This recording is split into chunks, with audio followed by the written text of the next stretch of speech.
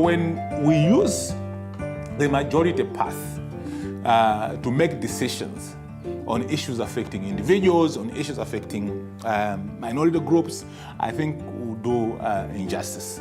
And that's what politicians always think, that I think we can oppress the minority because we have the majority who are going to vote us.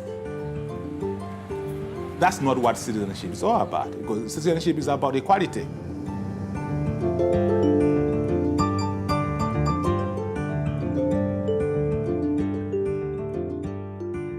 Before the British colonized Malawi, there is evidence that the LGBTI people were there, gay people were there.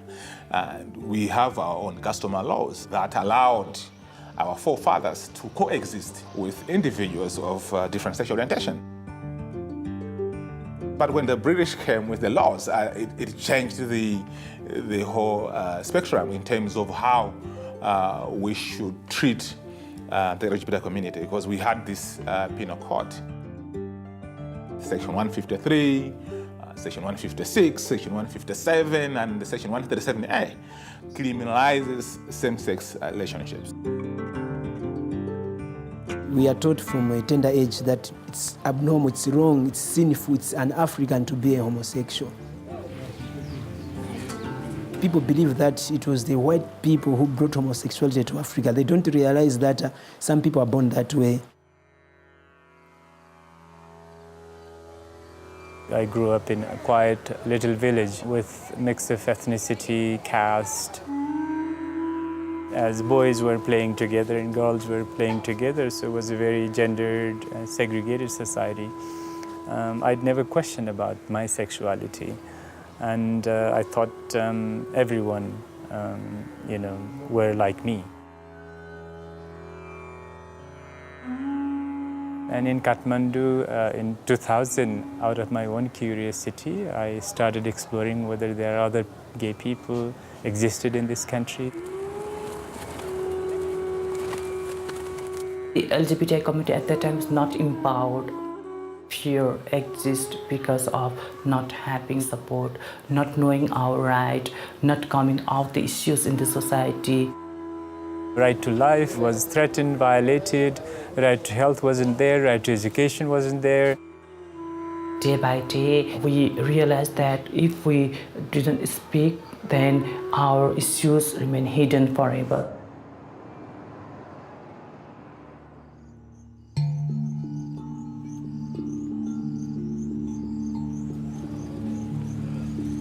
The Constitution of Malawi is very inclusive.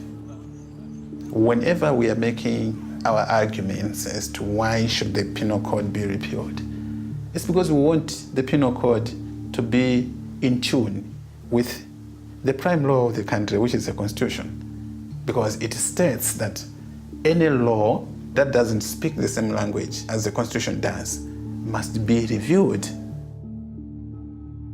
The laws that we talk about in the penal code, these are all inherited from the British.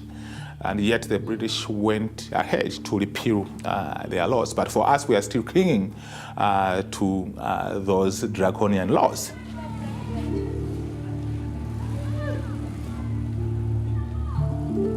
People think that if you remove the sodomy laws, it means you are legalizing same-sex marriage. At this point, no one, even myself, even our organization, we are not talking about same-sex marriages. What we have been talking about is protection of the LGBT community from discrimination.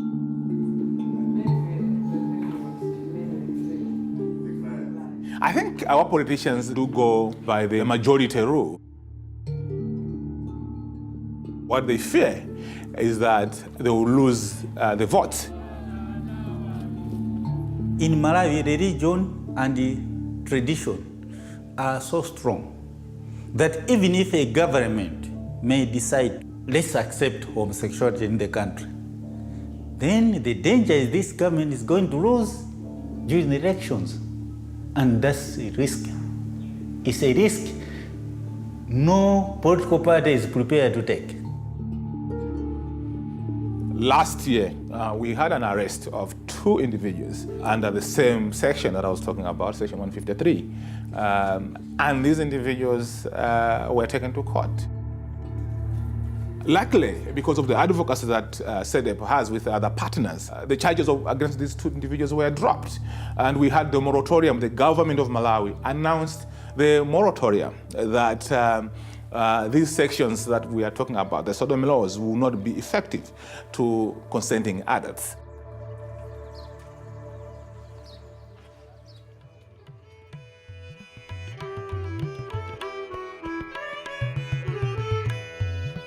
We couldn't ignore anymore the human rights violation the LGBTI were facing.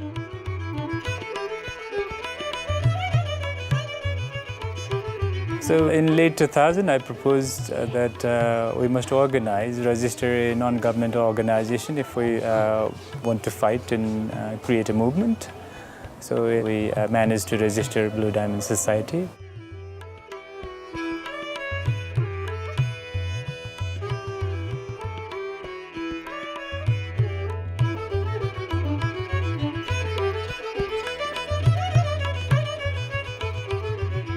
Nobody was willing to go and argue the case. This was something very new. And I said, okay, if you are going to help me intellectually, I'm here to support you.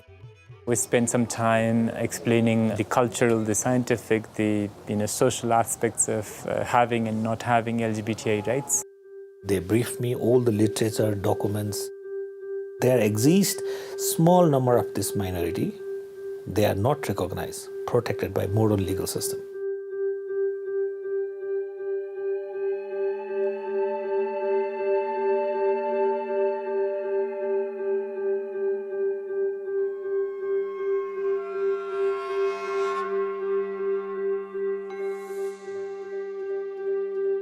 The boldness of the judgment was it recognized sexual orientation as a ground of non-discrimination, and at the same time it also accepted gender identity. And it also termed a word called third gender, tesrolingi. That was a first recognition that such community exists in Nepal.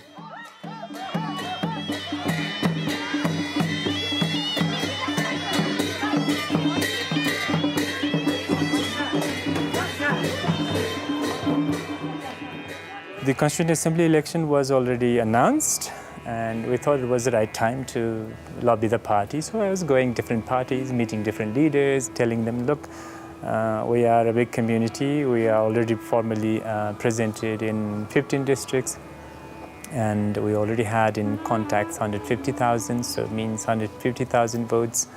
If you formulate our rights into your manifesto, election manifesto, that would encourage us to vote you. One small party, CPN United, proposed, why don't you stand on behalf of our party, because we are a small party, but very democratic, and we support LGBTI rights. And he was nominated as a candidate. So all the LGBTI community from all over the country voted that party. The party got enough votes for 5 seats. They were exactly from those 15 districts where we had offices, etc., and were mobilized, etc. The party were convinced most of the votes was from us. So they approved my name at the end, and that's how I became. At the first time, in not only Nepal, in South Asia, openly gay member in the parliament. Sunil was the first person who identified and said everybody was looking how a gay looks like, how a LGBTI person looks like. They all heard about, there's a representative from third gender community. So as soon as they see me, they would ask different questions, very intimate questions also a lot of the times. So much myths and misconception they have about third genders. A lot of other actors supported us from the shadow. For example, those bureaucrats were closeted. They wouldn't come out, but they would tell me what's going on, which committee is discussing what, and then which leaders are in need of sensitization. So I would go and privately meet them. I have seen him hardly lobbying with the members of the parliament. He reached all the senior most leaders, irrespective of his party. And he played a great role within the Constituent Assembly to make change, for his own community. So now citizenship law has been changed. It says you can get your citizenship based on your sexual identity. And there is a change in the passport. Now what they call is O category. Immigration regulation is changed. If you go to the education sector, you could see a curriculum that introduces who are LGBTI people. A lot of people are coming out of the closet, reintegrated back to the families. So the attitude towards ourselves is a huge change, I see. And that's I think, long-lasting. That's the drive of all this success, I think, in the last 15 years.